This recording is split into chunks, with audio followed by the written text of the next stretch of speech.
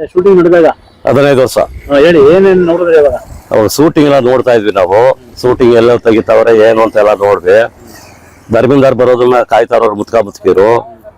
ಇಲ್ಲಿ ಬಂದಾಗ ಮುತ್ಕೂರಿಗೆ ಮೋಟ್ರಿಗೆ ಎಲ್ಲ 100 ರೂಪಾಯಿ ಅಂತ ಇದ್ರು. ಯಾರ ಊಟ ಟೈಮ್ ಹೋದ್ರೆ ಊಟ ಹಾಕಿ ಅವ್ರಿಗೆ ಊಟ ಹಾಕ್ಸೋರು ಎಲ್ಲ ಮಾಡೋರು ಅವರು. ನೀವೆಲ್ಲ ಮಾತಾಡ್ಸ್ತಿದ್ರ? ಮಾತಾಡ್ಸೋರು ಟೀಕೆ ಹೋಗಿ ಮಾತಾಡ್ಸ್ಕೊ ಹೊಟ್ಟೋಗೋರು ಅಷ್ಟೇ. ನಿಮ್ಗೆಲ್ಲ ಸಹಾಯ ಮಾಡ್ತೀರಾ? ಏನಾದ್ರು ಹಣ ಸಹಾಯ ಏನಿಲ್ಲ. ಅದೇ ಪ್ರೀತಿ ಬಂದು 100 ರೂಪಾಯಿ ಕೊಡೋರು. ಅವ ನಾವು ಕೆಲಸ ಕಾರ್ಯ ಇಲ್ವಲ್ಲ, ಅಲ್ಲೋ ಅದಲ್ಲಿ ಆಗಿ ಹಾಕು ಮೀರಾ ಪೈಸೆ ಕೂಲಿ ಕೊಡ್ಸೋರು ನಮ್ಗೆ 600 ರೂಪಾಯಿ ಕೂಲಿ. ಆರ್ಡೈಟ್ರು ಇವೆಲ್ಲ ಇದ್ರಲ್ಲ ಅವ್ರು ಕೊಡ್ಸೋರು, ಇವ್ರದ್ದು ಏನಿಲ್ಲ ಅವ್ರು ಕೂಲಿ ಕೊಡೋರು. ಅವ್ರು ಗೋಚಾರ್ಗೆ ಎಷ್ಟು ಬರ್ತಾರೋ ಗೊತ್ತಿಲ್ಲ ನಮ್ಗೆ. ನಮ್ ಕೂಲಿ ಸ್ಥಳ ಇದೆಯೇ. ಏನೇನ್ ಹಾಕಿದಾವ್ ಸೆಟ್ ಎಲ್ಲ? ಸೆಟ್ 3 ವರ್ಷ ಮನೆ ಕಟ್ಟಾಕಿದೆ ಸಿಪ್ಪಿ ನಗರ ಅಂತ. 3 ವರ್ಷ ಆಮೇಲೆ 2 ವರ್ಷ ಶೂಟಿಂಗು. ಎಲ್ಲೆಲ್ಲಿ ಬೇಕಲ್ಲಿ ಮಾಡೋರು. ಕಂಟಿನ್ಯೂ ಶೂಟಿಂಗ್ ನಡೀಲಿಲ್ಲ ಇಲ್ಲಿ. ಎಲ್ಲೆಲ್ಲಿ ಬೇಕು ನೋಡ್ಕೊಂಡು ಬಂದು ಹೋಗೋರು. ಅವ್ರು ತೀರೋಗ್ಬಿಟ್ಟಿದಾರೆ, ಏನ್ ಹೇಳ್ತೀರಿ? ಅವ್ರು ತೀರೋದ್ರು ಅಂದ್ರೆ ನಮ್ಗೆ ಒಂದ್ಸಲ ಬೇಜಾರೆ. ಯಾಕೆಂದ್ರೆ ಅವ್ರು ಒಳ್ಳೆ ಮನಸ್ಸರು, ಧರ್ಮದಿಂದ ತಕ್ಕ ಅವರು ಧರ್ಮ ಮಾಡ್ತಿದ್ರು. ಅವ್ರ ತರ ಶೂಟಿಂಗ್ ಬಂದವರೆಲ್ಲ ಯಾರು ಮಾಡ್ತಾ ಇರ್ಲಿಲ್ಲ. ಚೆನ್ನಾಗ್ ಮಾಡೋರು ಅವರು. ಅವ್ರು ಸತ್ತಿರೋದು ನಮಗೂ ಸ್ವಲ್ಪ ನೋವೇ. ಯಾವ್ದಾರ ಒಂದು ಡೈಲಾಗ್ ಹೇಳಿ ಅವ್ರದ್ದು.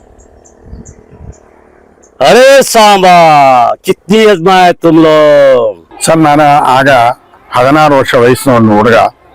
ಫಸ್ಟ್ PUC ಸೆಕೆಂಡ್ PUC ಇದೇ ರಾಮನಗರದ ಗವರ್ಮೆಂಟ್ ಜೂನಿಯರ್ ಕಾಲೇಜಲ್ಲಿ ಓದ್ತಾ ಇದ್ವಿ. ನಮಗೆ ಆ ಕಾಲೇಜು 8ರಿಂದ 12 ಇತ್ತು. 12 ಆದ್ಮೇಲೆ ಫ್ರೀ ಆಗಿರ್ತಿತ್ತು. ಆವಾಗ ಶೂಟಿಂಗ್ ನೋಡ್ಬೇಕು ಅನ್ನೋ ಕ್ರೇಜ್ ಜಾಸ್ತಿ ಇತ್ತು. ನಾವು ನಮ್ಮ ಕೆಲವಾರು ಫ್ರೆಂಡ್ಸ್ ಜೊತೆ ಅಲ್ಲಿ ಹೋಗ್ತಾ ಇದ್ವಿ. ಕೆಲವೊಂದು ಆಕ್ಟರ್ಸು ತುಂಬಾ ಅಂದ್ರೆ ಇವತ್ತಿಗೂ ಆ ನೆನಪುಗಳನ್ನ ನಾವು ಮರೆಯೋದಕ್ಕಾಗಲ್ಲ. ಅಷ್ಟು ವಿಶ್ವಾಸದಲ್ಲಿ ನಾವು ಚಿಕ್ಕವರಾಗಿರೋ ಸಹ ಅವರ ಬಿಡುವಿನ ವೇಳೆಯಲ್ಲಿ ನಮ್ಮನ್ನು ಮಾತಾಡ್ಸಿ ಕಳಿಸೋರು. ನಮ್ಗೆ ಅದೇ ಒಂದು ಅದ್ಭುತವಾದ ಅನುಭವ, ರೋಮಾಂಚನಕಾರಿ ಅನುಭವ ಆಗಿತ್ತು ಸರ್. ಯಾರ್ಯಾರು ಮಾತಾಡ್ಸಿದ್ರು ಸರ್ ನಿಮ್ಮನ್ನ?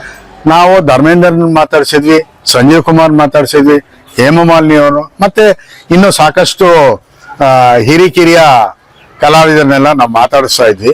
ಆದ್ರೆ ಅವರು ಊಟದ ಸಮಯದಲ್ಲಿ ನಮ್ಮ ಹತ್ರ ಕೆಲವಾರು ನಿಮಿಷಗಳು ಮಾತಾಡಿ ಅವ್ರ ನಂತರ ಅವರು ಮುಂದುವರಿತಿದ್ರು. ಆ ಅನುಭವನೇ ನಮಗೆ ಸಾಕಷ್ಟು ರೋಮಾಂಚನವಾಗಿದೆ ಸರ್. ಹೇಗ ಅನ್ಸುತ್ತೆ ಸರ್ ಅವತ್ತಿನ ಶೂಟಿಂಗ್ ಆದಾಗ ನೋಡಿದಾಗ? ಇವಾಗ ರಾಮದೇವ್ರ ಬೆಟ್ಟ ಎಲ್ಲ ನಿಮ್ಗೆ ಹೇಗ ಅನ್ಸುತ್ತೆ ಇವಾಗ? ಸರ್, ಆ ರಾಮದೇವ್ರ ಬೆಟ್ಟನ ಶೂಟಿಂಗ್ಗೋಸ್ಕರ ಅವರು ಚೇಂಜ್ ಮಾಡಿರೋದನ್ನ ಇವತ್ತು ನಾವು ನೆನ್ಸ್ಕೊಂಡ್ರೆ ನಿಜವಾಗ್ಲೂ ಅಲ್ಲಿ ಅದೇ ರೀತಿ ಮುಂದುವರೆದಿದ್ರೆ ಬಹಳ ಚೆನ್ನಾಗಿತ್ತು ಅಂತ ಅನ್ನಿಸ್ತದೆ. ಆದ್ರೆ ಅವರು ವ್ಯವಹಾರಿಕವಾಗಿ ಅವರ ಆ ಒಂದು ಸೆಟ್ಟಿಂಗ್ಸ್ ನ ತೆಗೆದು ಮುಂದುವರೆದ್ರು. ಆ ಸೆಟ್ಟಿಂಗ್ಸ್ ನಾವು ಫಿಲಮ್ ನಲ್ಲಿ ಹೋಗಿ 76ರಲ್ಲಿ ಸಂತೋಷ್ ಥಿಯೇಟರ್ ನಲ್ಲಿ ಬೆಂಗಳೂರಿನಲ್ಲಿ ನಾವು ಫಿಲ್ಮ್ ನೋಡಿದ್ದಾಗ ನನಗೆ ತುಂಬಾ ಅನುಮಾನ ಆಗೋದು, ನಿಜವಾಗ್ಲೂ ಇದೇ ಶೂಟಿಂಗ್ ನ ನಾನು ನೋಡಿದ್ದು ಅಂತ. ಈಗ ಧರ್ಮೇಂದ್ರ ಅವರು ತೀರೋಗ್ಬಿಟ್ಟಿದ್ದಾರೆ, ಏನ್ ಹೇಳ್ತೀರಿ ಸರ್? ನಿಜವಾಗ್ಲೂ ಅದು ಇಡೀ ಚಿತ್ರರಂಗಕ್ಕೆ ತುಂಬಲಾರದ ನಷ್ಟ ಸರ್. ಅದು ಅವರಂತ ಒಬ್ಬ ಆತ್ಮೀಯ ಕಲಾವಿದನ ಕಳ್ಕೊಂಡಿರೋ ಈ ಕಲಾ ಪ್ರಪಂಚನೇ ತುಂಬಾ ಅನಾಥವಾಗಿದೆ ಅಂತ ನನ್ನ ಭಾವನೆ ಸರ್. ಸರ್, ಅವಾಗ ಧರ್ಮೇಂದ್ರ ಅವ್ರನ್ನ ಮಾತಾಡ್ಸಿದ್ರ? ಏನ್ ಅನ್ಸ್ತಿತ್ತು ಅವಾಗ? ಅವ್ರು ಏನ್ ಮಾತಾಡ್ಸಿದ್ರು?